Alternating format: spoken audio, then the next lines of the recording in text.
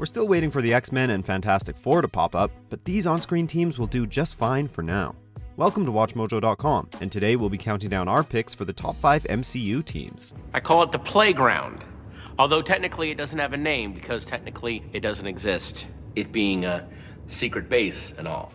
Before we begin, we publish new content every day, so be sure to subscribe to our channel and ring the bell to get notified about our latest videos. For this list, we're taking a look at the best team-ups and ensemble pieces the MCU has given us thus far, both on the big screen and the small. We'll be getting into the details of these heroic groups and their history, so here's your spoiler warning. My name is Matthew Murdoch. I'm your attorney.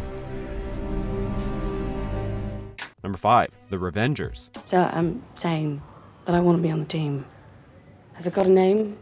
It's called the Revenges. The Revengers? Because I'm getting revenge. In the God of Thunder's third standalone movie, our hero loses his hammer, his hair, and 2 of the Warrior's 3. Who are you?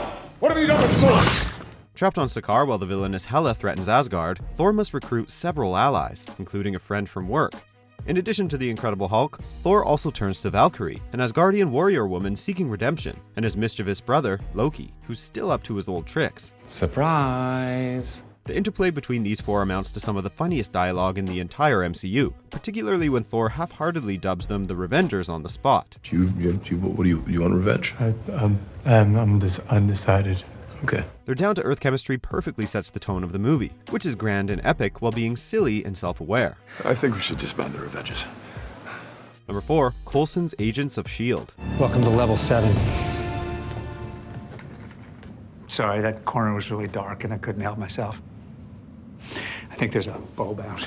We were all heartbroken when Agent Phil Coulson seemingly met his end in the first Avengers movie. Fortunately, Coulson would literally get a second life as a leading man in this television series. Shifting focus away from costume vigilantes, Agents of S.H.I.E.L.D. explores the adventures of the MCU's unsung heroes. While we don't get to see much of Nick Fury or Maria Hill, the show does shine the spotlight on several memorable supporting characters, such as pilot Melinda May, engineering expert Leo Fitz, and Inhuman Daisy Skye Johnson. Together, this team plays an integral role throughout some of the most significant events in the MCU, most notably the second coming of Hydra. We are not agents of nothing. We are agents of S.H.I.E.L.D., and that still carries weight. That has to carry weight after everything we've been through. That carries weight! Number 3, the Defenders. Who are you people?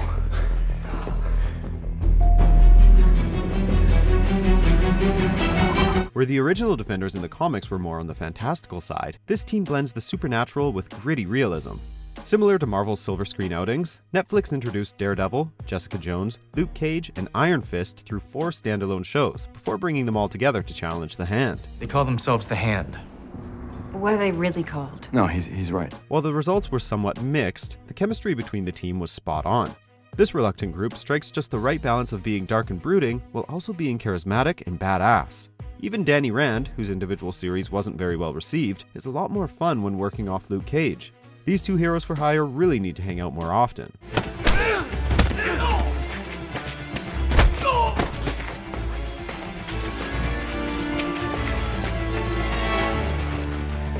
Number 2, the Guardians of the Galaxy. Said it yourself, bitch. We're the Guardians of the Galaxy. A tree, a raccoon, a couple aliens, and Andy from Parks and Recreation. Yeah, on paper, Guardians of the Galaxy sounds more like a superhero satire than a legitimate Marvel movie. Granted, the witty dialogue between Star-Lord, Gamora, Drax, Rocket, and Groot does make leeway for countless hilarious moments. That's a fake laugh. At the same time, however, this intergalactic band of misfits becomes something much more. Of all the MCU teams, the Guardians feel the most like a family unit, which makes them emotionally involving and surprisingly relatable. The sequel introduces new members like Mantis and expands upon characters like Yondu and Nebula. Even when they're not saving the galaxy, these guys are always a blast to watch. I am Groot. What's that? He says, welcome to the frickin' Guardians of the Galaxy. Only he didn't use frickin'. Number 1, the Avengers. That's what we call ourselves, sort of like a team. Earth's mightiest heroes type thing. This anticipated team-up not only changed the MCU forever, but also raised the bar for crossovers in cinematic universes. Following a series of solo outings, Iron Man, Captain America, the Hulk, Thor, Black Widow, and Hawkeye all assembled to defend New York from a Chitauri invasion. By the end of the second Avengers movie, the team had picked up a few new recruits, including War Machine, Falcon, Vision, and Scarlet Witch. When Civil War broke out, our heroes were forced to take sides, with Ant-Man joining Team Cap, while Black Panther and Spider-Man signed up for Team Iron Man. Once Thanos shows up with his Infinity Gauntlet though, every Avenger must lend a helping hand.